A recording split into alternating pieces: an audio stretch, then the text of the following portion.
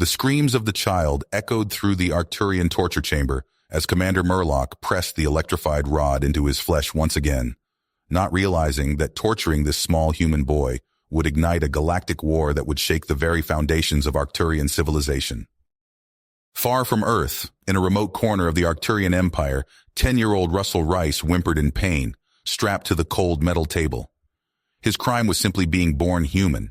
His captors believed that by torturing this child, they could force his father, a diplomat, to bend to their demands in the tense ongoing trade negotiations between the mighty Arcturian state and the fledgling Earth government. Humanity had colonies scattered across numerous worlds, but they were still newcomers on the galactic stage, vastly overshadowed in military and economic might by ancient alien empires like the Arcturians. The Arcturians viewed them as primitive upstarts, to be bullied and exploited. Torturing a human child to gain leverage seemed like just another exercise of their power. But the Arcturians had no idea of the depths of human resilience and the ferocity of a parent's love. As Russell gritted his teeth and endured day after day of escalating abuse, refusing to submit no matter the cost, an implacable rage was growing back on Earth. The flames of a terrible vengeance were being kindled, one that would consume stars and rattle the galaxy. The Arcturians thought Russell would break easily, but every day he held on was another day for human warships to silently glide into invasion positions around Arcturian space. The fuse was lit. The die was cast. The Arcturians were about to learn that no one harms a human child without paying the ultimate price, a price denominated in fire and blood and death. The human fury was coming, and the galaxy would tremble before it. The fury of humanity burned hot as the Rice family and Earth struggled to pick up the pieces in the aftermath of Russell's rescue. The scars left by the Arcturians ran more than skin deep. Night after night, Russell thrashed in his sleep, his young mind trapped in an endless loop of the horrors he endured. His screams echoed through the Rice household, his parents rushing to comfort him, to hold him tight and whisper reassurances that he was safe, that the monsters couldn't hurt him anymore. But even in the light of day, the monsters remained. The flash of an Arcturian face on a news feed, the sight of their angular ship streaking across the sky, any reminder of his captors sent Russell into a shaking, sobbing mess. The best doctors and therapists on Earth worked with him tirelessly, but progress was slow. The wounds were just too raw. As Russell fought his inner battles, the outer battle raged on. Human ships clashed with Arcturian forces across a dozen systems, the fury of Earth's vengeance tempered by the cold reality of the Arcturians' superior might. For every Arcturian ship destroyed, 2 human vessels were lost. The mathematics of destruction were stark and unforgiving. It was in this grim context that Ambassador Rice was called to a secret meeting with Earth's leadership. They had dire news to share. Human intelligence operatives deep in Arcturian space had uncovered a terrifying secret. The Arcturians were developing a biological weapon, a twisted plague engineered to target human DNA. If they succeeded, it would mean genocide on an unimaginable scale. Earth's only hope was diplomacy, to try and find a crack in the Arcturian war machine and stop the weapon before it could be deployed. And Ambassador Rice, with his years of experience navigating the treacherous waters of galactic politics, was the man for the job. But it would mean leaving his family, leaving Russell, and venturing into the heart of enemy territory. The chances of return were slim. As he prepared for the mission, Rice sat down with Russell for a heart-to-heart talk. "Son, I know you're hurting," Rice said, placing a gentle hand on Russell's shoulder. "What you went through, no one should have to endure that, least of all a child." Russell looked up at his father with haunted eyes. "I see them every time I close my eyes, Dad. I can't make it stop." Rice's heart clenched. He drew Russell into a tight hug. "I know, son, but I need you to know something. The Arcturians, they weren't always like this. They were once a good people, a kind people, but bad men, cruel men, took over. They twisted everything good about Arcturian culture and turned it into something monstrous." Russell pulled back, a flicker of surprise in his eyes. "Really?" Rice nodded. "Really. And I have to believe that there are still good Arcturians out there, Russell. Ones who want peace, who want to stop all this bloodshed and cruelty. I have to believe that, or what's the point of any of this? A long silence stretched between them. Then, in a small but determined voice, Russell spoke. I want to come with you. Rice's eyes widened. Russell, no, it's too dangerous. I can't put you at risk like that again. But there was a steel in Russell's gaze now, a willpower that belied his tender years. I need to do this, Dad. I need to face them. Maybe if I do, the nightmares will finally stop. Against his better judgment, against every paternal instinct screaming in his head, Rice relented. Perhaps it was the haunted look in his son's eyes, the desperate need for some kind of closure. Or perhaps it was the knowledge that if he fell in this mission, at least he and Russell would be together at the end. And so, father and son set off into the dark heart of Arcturian space, a small diplomatic vessel carrying the hopes and fears of humanity. They moved in secret, avoiding the major hyperlanes and Arcturian patrols. Slowly, cautiously, they made contact with members of the old Arcturian resistance, the ones who still believed in the ways of peace and diplomacy. To Rice's surprise and pride, it was Russell who quickly became the beacon of hope for the ragtag Arcturian rebels. This small human child, who had endured so much at Arcturian hands, became a symbol of resilience, of the unbreakable nature of the human spirit.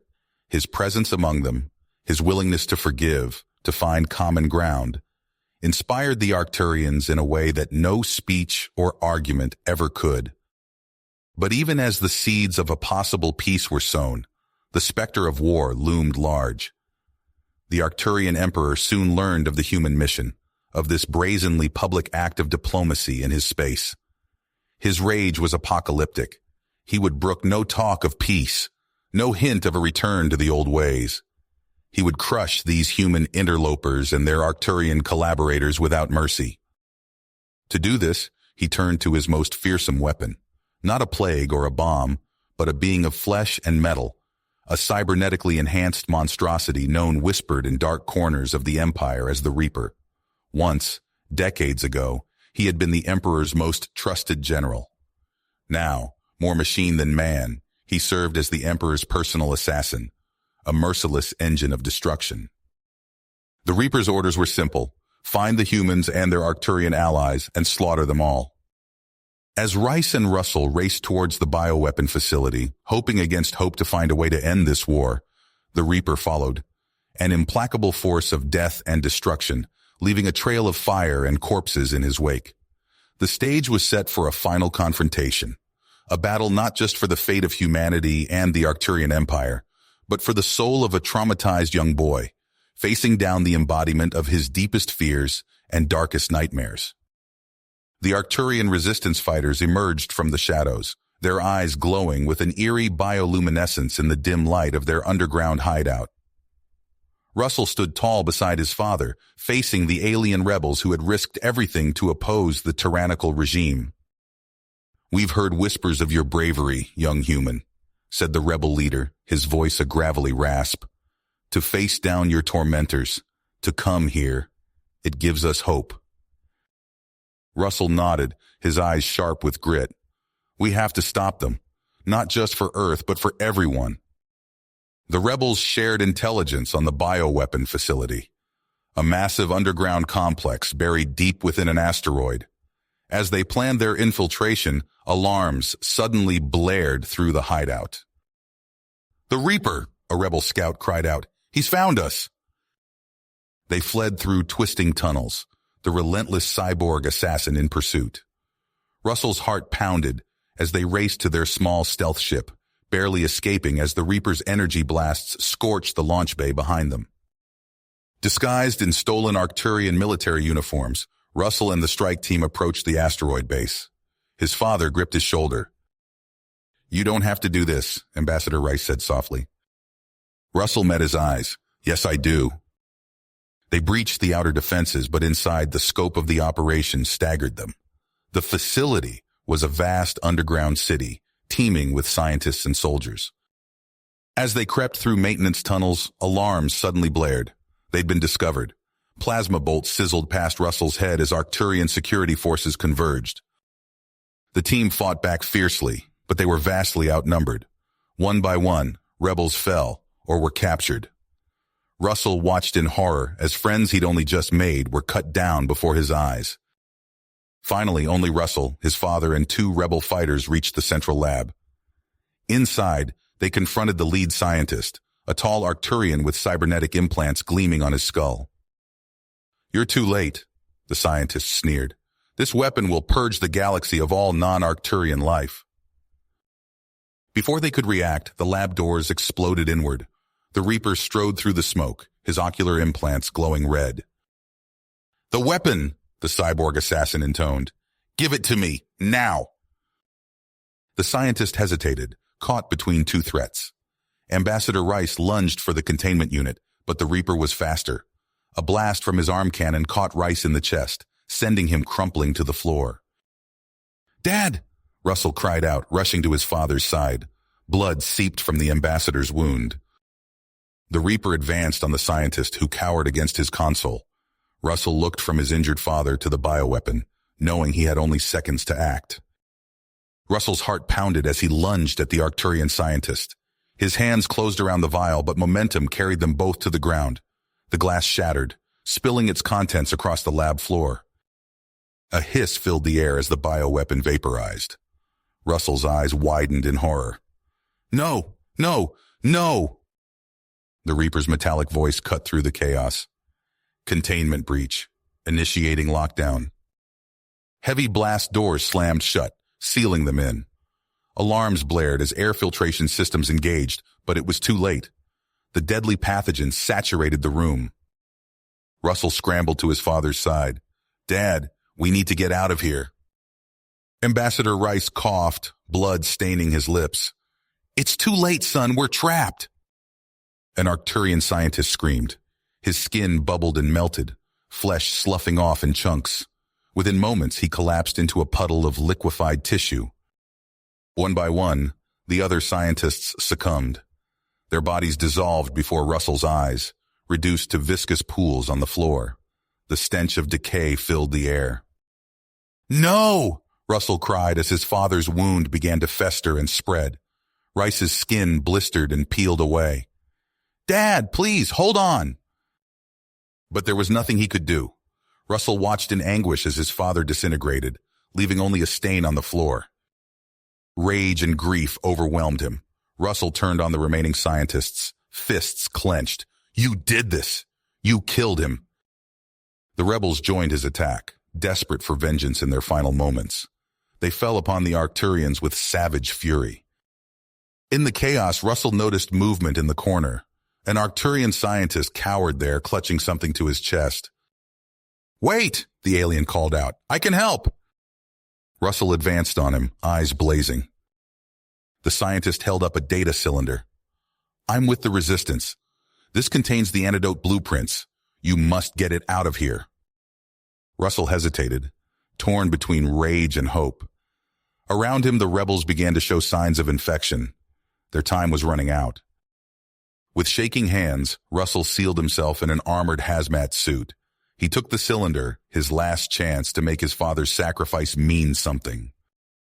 The complex was a nightmare of death and decay as Russell fought his way out. Corpses littered the halls, some still bubbling and dissolving. The stench of rot permeated even his sealed suit. He stumbled upon a group of civilians, their bodies twisted in agony. Children, families, none had been spared. Russell retched, overwhelmed by the horror. At last he reached the outer doors. Freedom beckoned, but a familiar figure blocked his path. The Reaper stood before him, weapons primed. "Give me the cylinder, boy," the cyborg intoned. Russell's mind raced. He feinted left, then dove right. The Reaper's blast scorched the wall where he'd been standing. Russell slammed into the assassin's legs, toppling him.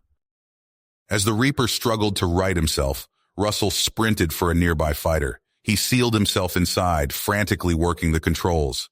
The ship roared to life just as the Reaper regained his footing. Russell punched the throttle. The fighter screamed into the sky, leaving the Reaper and the horrors of the complex behind. Alone in the cockpit, data cylinder clutched to his chest, Russell set course for human space. Tears streamed down his face as the enormity of what he'd witnessed sank in. The war had changed. Nothing would ever be the same. Russell's stolen Arcturian fighter screamed through the void, its engines straining as he pushed them beyond their limits. His hands shook on the controls, adrenaline and fear coursing through his veins. The data cylinder, humanity's last hope, lay clutched against his chest. As he entered human space, a swarm of defense fighters surrounded him, their weapons trained on his ship, ready to blast him to atoms at the slightest provocation. "Unidentified vessel, power down immediately or be destroyed," a stern voice crackled over the comm. Russell raised his hands, shouting into the ship's microphone. "This is Russell Rice. I have critical intelligence from Arcturian space. Don't shoot." Tense minutes passed before a response came. "Confirmed. Follow escort to quarantine dock." The moment his ship touched down, Russell was swarmed by hazmat-suited figures. They hustled him through sterile corridors, the cylinder whisked away to a secure lab. For days, he sat in isolation, poked and prodded by doctors, ensuring he hadn't brought back any nasty surprises. Finally, a familiar face appeared on the other side of the isolation glass. Admiral Chen, her eyes heavy with exhaustion, managed a tight smile. "You did it, son," she said. "The data checks out. We're synthesizing the antidote now." Russell pressed his palm against the glass. "What about the colonies? Earth?" Chen's expression darkened. "We've lost contact with New Eden and Proxima B. It's bad out there, Russell." Weeks passed in a blur of briefings and strategy sessions. As vats of the life-saving antidote churned out doses by the millions, reports flooded in from the frontier. Entire worlds had gone dark, their populations liquefied by the Arcturian bioweapon. In a war room deep beneath the Lunar Command Center, Russell stood before a holographic display of known space. Red markers indicated confirmed bioweapon strikes, an ever-expanding sea of death. General Hawthorne, his face etched with lines of worry, addressed the gathered officers. "Ladies and gentlemen, we're out of options. The Arcturians have crossed a line. We must retaliate in kind." A hush fell over the room. Russell's stomach churned at the implications. "We're going to hit them where it hurts," Hawthorne continued. "Their homeworld, their seat of power, and we're going to use their own weapon against them." Murmurs of shock and agreement rippled through the assembly. Russell stepped forward, his voice steady despite the turmoil in his gut. "I volunteer for the mission." Hawthorne's eyebrows shot up. "Son, you've been through hell already. No one would blame you for sitting this one out." Russell shook his head. "With all due respect, sir, I started this. I need to finish it." The general studied him for a long moment before nodding. "Very well. Gear up. We leave in 6 hours." The strike force's stealth dropship shuddered as it punched through the Arcturian homeworld's atmosphere. Russell checked his hazmat suit's seals for the 100th time, the weight of the antidote canisters a constant reminder of their grim purpose. They touched down in the outskirts of the sprawling capital, a city of impossibly tall spires and twisting architecture. Alarms blared as Arcturian defense forces scrambled to repel the invaders. Russell's team fought their way through the streets, energy weapons flashing in the alien twilight. They secured a bioweapon production facility, grimly efficient as they prepared for the unthinkable. As Russell rounded a corner, a familiar figure stepped into view. The Reaper, his cybernetic implants gleaming with malevolent purpose. "You," the assassin intoned, raising his arm cannon. "The Emperor demands your death." Russell dove for cover as energy blasts scorched the air around him. He returned fire, his shots glancing off the Reaper's armored hide. They clashed in brutal hand-to-hand combat, Russell's desperation fueling each punch and kick. Finally, with a lucky shot to an exposed servo, Russell sent the cyborg crashing to the ground. He stood over his fallen foe, chest heaving. "It's over," Russell panted. "We've won." A cold laugh echoed through the chamber. Russell spun to see the Arcturian Emperor himself, resplendent in gleaming battle armor. In one clawed hand, he held a dead man's switch. "Foolish human," the Emperor sneered. You've merely ensured mutual destruction. He gestured to the device. One press and my entire world burns. Your choice, boy. Surrender now or watch billions die. Russell's mind raced, the weight of two civilizations pressing down on his shoulders. His finger hovered over the trigger of his own weapon, loaded with the bioweapon that had already claimed so many lives. In that moment, Russell Rice, orphaned, scarred, and pushed beyond the limits of human endurance, held the fate of two species in his hands. You have reached the end of the story. If you enjoyed this story and want to support us, please leave a like and subscribe to our channel, and for every comment that says 88, I will heart every single one of them. Thank you for your time.